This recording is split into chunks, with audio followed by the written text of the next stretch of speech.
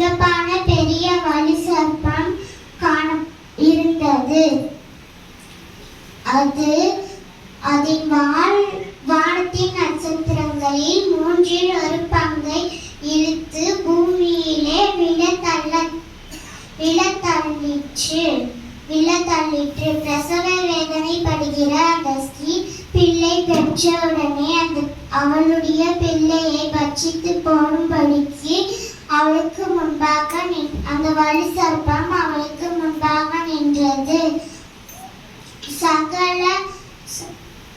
சகல ஜாதிகளையும் இருப்புக்கோளால் ஆளுகை செய்யும் ஆண் பிள்ளையை அவள் பெற்றாள். அவளுடைய பிள்ளை தேவனிடத்திற்கும் அவருடைய சிங்காசனத்திற்கும் எடுத்துக் கொள்ளப்பட்டது. ஸ்திரீயானவள் வனாந்திரத்திற்கு ஓடி போனால் அங்கே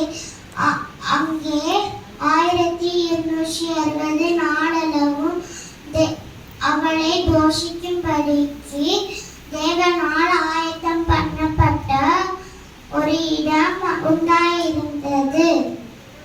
வானத்திலே யுத்தம் உண்டாயிற்று. மிகாவேலும் அவனை சேர்ந்த தூதர்களும் வலு சர்ப்பத்தோட யுத்தம் பண்ணினார்கள். வலு சர்ப்பமும் அதை சேர்ந்த தூதரும் யுத்தம் பண்ணியும் ஜெயம் கொள்ளவில்லை.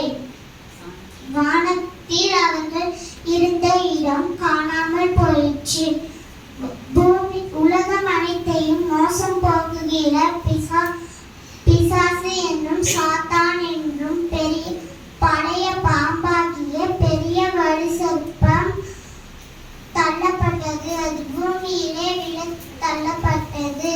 அதனோட கூட அதை சேர்ந்த தூதரும் விழ தள்ளப்பட்டார்கள். அப்பொழுது வானத்திலே ஒரு சத்தம் உண்டாகி, இப்பொழுது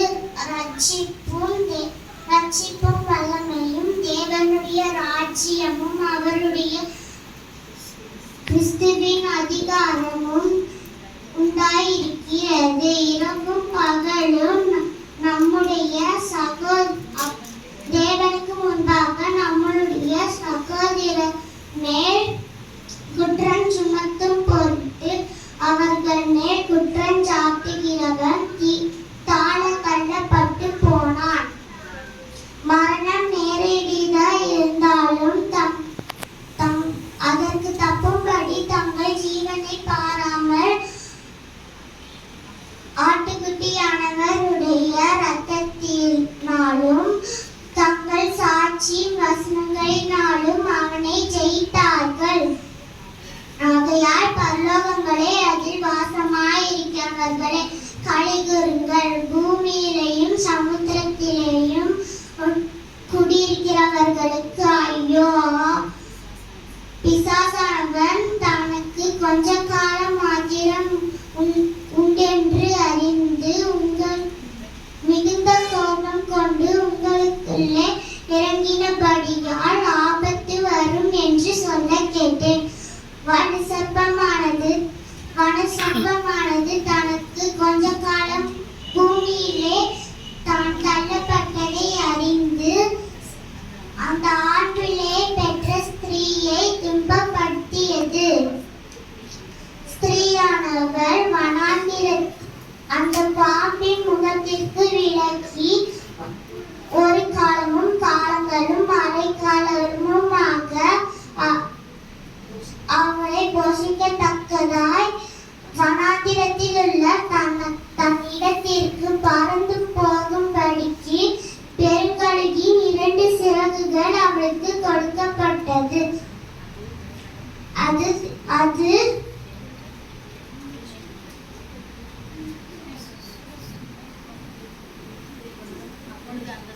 அப்பொழுது அந்த ஸ்திரீயை வெள்ளம் கொண்டு போகும்படிக்கு பாம்பானது ஒரு நதி போன்ற வெள்ளத்தை அவளுக்கு பின்னாலே ஊற்றிவிட்டது.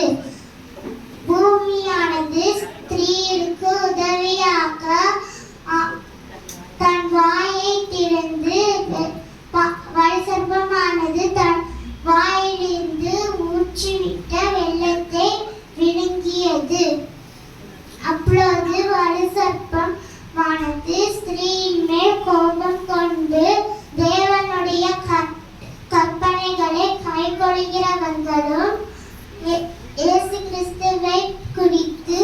ஆட்சியை உடையவர்களும் ஆகிய அவருடைய சந்ததியான மற்றவர்களோட யுத்தம் பண்ண போயிற்று. ஆமென்.